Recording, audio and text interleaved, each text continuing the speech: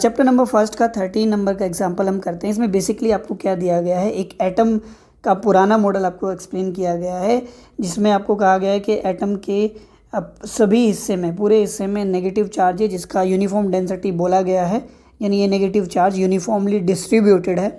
और यहाँ पर बीच में एक छोटा सा पार्ट है जिसको न्यूक्लियस कहते हैं, और इसमें पॉजिटिव चार्ज है और उसका वैल्यू ZE है। ठीक है, नेगेटिव चार्ज का वैल्यू भी ZE ही होगा, लेकिन नेगेटिव में होगा बस। ठीक है, तो ओवरऑल ये जो एटम है, ठीक है, ये न्यूट्रल है, इलेक्ट्रिकली न्यूट्रल है। आपको इलेक्ट्रिक फील्ड का वैल्यू बताना है, एक तो यहाँ इस पॉइंट पर जो कि R डिस्टेंस पर है सेंटर से, और एक P पॉइंट पर जो कि कुछ डिस्टेंस पर है, किससे, यहाँ सेंटर से। ओके, सो चलिए हम सबसे पहले इस स्मॉल r डिस्टेंस पर क्या करते हैं, इलेक्ट्रिक फील्ड का वैल्यू निकालते हैं। देखिए ये बिल्कुल सिमिलर क्वेश्चन है जैसे हमने यहाँ पर एक डेरिवेशन किया था एक स्फेरिकल शेल के लिए, चार्ज्ड स्फेरिकल शेल के लिए इलेक्ट्रिक फील्ड का वैल्यू हमने निकाला था, अगर आप लोगों को याद हो, जिसमें इनसाइड द सेल हमने निकाला था सरफेस पर, और आउटसाइड द सेल हमने निकाला था वैल्यू किसका, इलेक्ट्रिक फील्ड का। यहाँ भी सेम है, बस ये सॉलिड है। क्या है ये बच्चे, सॉलिड है। ओके, तो यहाँ पर देखिए, चलिए इसी डायग्राम से अगर मैं बात करूँ, सबसे पहले यहाँ पर मैं मान लेता हूँ कोई पॉइंट A मान लेता हूँ। ठीक है, तो मैं पहले कैलकुलेट कर रहा हूँ electric field at point A। Okay, so कैसे निकालेंगे इलेक्ट्रिक फील्ड का वैल्यू, हम यहाँ पर गॉस लॉ लगाएंगे। गॉस लॉ के लिए क्या होता है आपको पता ही है, यहाँ पर जिस भी पॉइंट पर हमें क्या करना है, इलेक्ट्रिक फील्ड बताना है, या जिस भी चार्ज से इलेक्ट्रिक फील्ड बताना है, उसके चारों तरफ हम एक गॉसियन सरफेस ड्रॉ करते हैं। ओके, और अकॉर्डिंग टू गॉस लॉ जो flux passing through this Gaussian surface होगा वो इक्वल होगा किसके, Q divide by epsilon not के। ठीक है, और फ्लक्स का वैल्यू आपको पता ही है, क्रॉस सरफेस के लिए हम ऐसे इंटीग्रेशन लगाते हैं, बीच में यहाँ पे 0 लगा देते हैं, और E.dA कुछ इस तरह का फॉर्मूला होता है। ओके, सबसे पहले तो हम यहाँ चार्ज के बारे में डिस्कस करेंगे। इस गॉसियन सरफेस, ये जो आपने गॉसियन सरफेस ब्लैक में खींची है, इसके अंदर चार्ज कितना है। देखिए अगर हम पॉजिटिव चार्ज की बात करें तो पॉजिटिव चार्ज तो ZE है। ठीक है, अगर टोटल चार्ज Q की बात कर रहे हो तो पॉजिटिव चार्ज कितना है, ZE है, प्लस अभी यहाँ पर इलेक्ट्रॉन का जो चार्ज होगा वो नहीं आया है, चार्ज ऑन इलेक्ट्रॉन। ठीक है, अब उसको हम कैसे निकालेंगे, देखिए हमने सॉलिड में, देखिए चार्ज डिस्ट्रीब्यूशन हमने पढ़ा था 3 तरह का, एक surface charge distribution, linear charge distribution, और ये है वॉल्यूम चार्ज डिस्ट्रीब्यूशन, जिसमें आपने एक टॉपिक पढ़ा था जिसका नाम था वॉल्यूम चार्ज डेंसिटी, जिसको हमने सिग्मा से रिप्रेजेंट किया था, और फॉर्मूला क्या था, total charge divide by volume. ठीक है, ये हमारे पास क्या था, चार्ज डेंसिटी का फॉर्मूला था। ओके, तो अगर आपको चार्ज निकालना है, यानी कि ये जो नेगेटिव चार्ज है इसके अंदर, ये कैलकुलेट करना है, तो वॉल्यूम को इधर भेजना पड़ेगा, density V is equals to, और चार्ज को यहाँ पर मैं Q लिख रहा हूँ। अभी ये Q चार्ज मैं यहाँ पर लिख रहा हूँ नेगेटिव ZE, या फिर ये कह सकते हो इलेक्ट्रॉन के लिए चार्ज।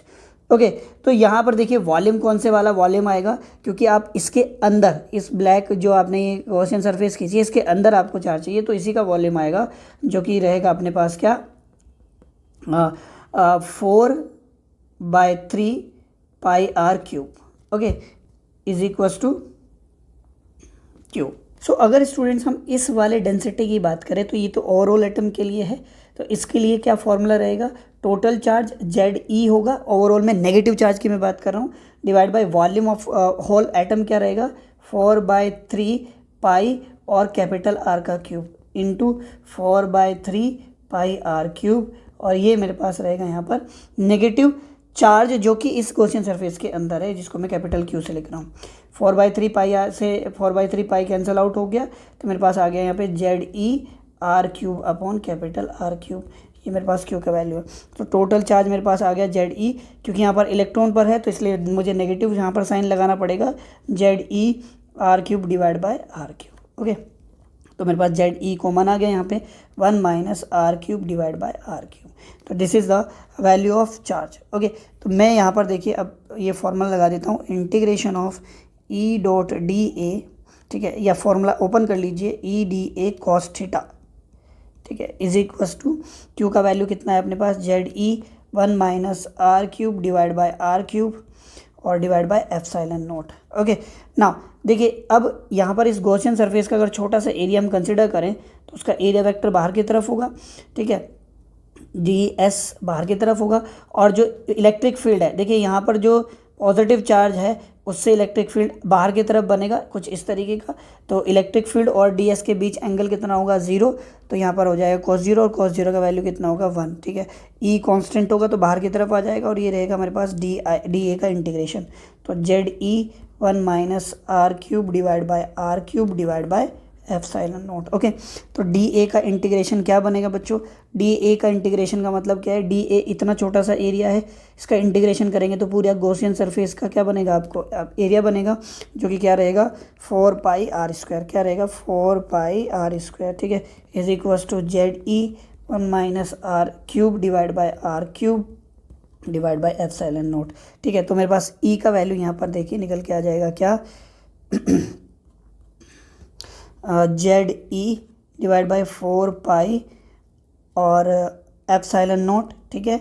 आर स्क्वायर का मैं अंदर मल्टीप्लाई कर दूंगा तो 1 बाई आर स्क्वायर हो जाएगा minus R by R cube हो जाएगा, ठीक है। ये मेरे पास इलेक्ट्रिक फील्ड का वैल्यू रहेगा inside this solid sphere. Okay, now अगर आप बात करेंगे आउटसाइड की, किसकी बात करें, आउटसाइड, ठीक है। आउटसाइड कौन सा पॉइंट है जरा देखना, ये P वाला पॉइंट है। तो यहाँ से भी आप क्या करोगे, गॉसियन सरफेस ड्रॉ करोगे कुछ ऐसे, ओके। और इस गॉसियन सरफेस के अंदर जब आप चार्ज निकालने की कोशिश करोगे तो आप देखोगे कि जितना पॉजिटिव चार्ज है उतना, क्योंकि पूरा एटम आ रहा है तो पूरा एटम तो इलेक्ट्रिकली क्या है, न्यूट्रल है, तो ओवरऑल चार्ज कितना हो जाएगा 0। तो मेरे पास यहाँ पर integration of E dot dA जब हम करेंगे तो यहाँ पे क्या आ जाएगा Q बाय एप्सिलॉन नॉट, तो Q का वैल्यू कितना होगा 0, तो E का वैल्यू भी कितना हो जाएगा मेरे पास यहाँ पर 0। तो आउटसाइड कितना हो गया है 0 हो गया। अब तीसरे अगर हम बात करें at the surface of the sphere, तो देखिए सरफेस के लिए R का वैल्यू क्या रहेगा, यहाँ पर कैपिटल R रहेगा। तो इस वाले फॉर्मूले में यहाँ पर आप वैल्यू रख दीजिए E is equals to ZE divide by 4 pi epsilon naught, ठीक है, 1 अपॉन आर स्क्वायर हो जाएगा capital minus capital R divide by R square, ठीक है, आर क्यूब, सॉरी ये आर क्यूब हो जाएगा। तो एक आर से कैंसिल हुआ तो R square, 1 by R square 1 by R square cancel out हो जाएंगे, तो ये हो जाएगा 0। तो यानी E इज इक्वल्स टू क्या आ जाएगा 0। तो यानी कि देखिए इनसाइड में ये रहेगा इलेक्ट्रिक फील्ड अपने पास, आउटसाइड में रहेगा, और एट द सरफेस भी क्या रहेगा 0 रहेगा, क्योंकि पूरा ओवरऑल जो एटम है वो क्या है, इलेक्ट्रिकली न्यूट्रल है।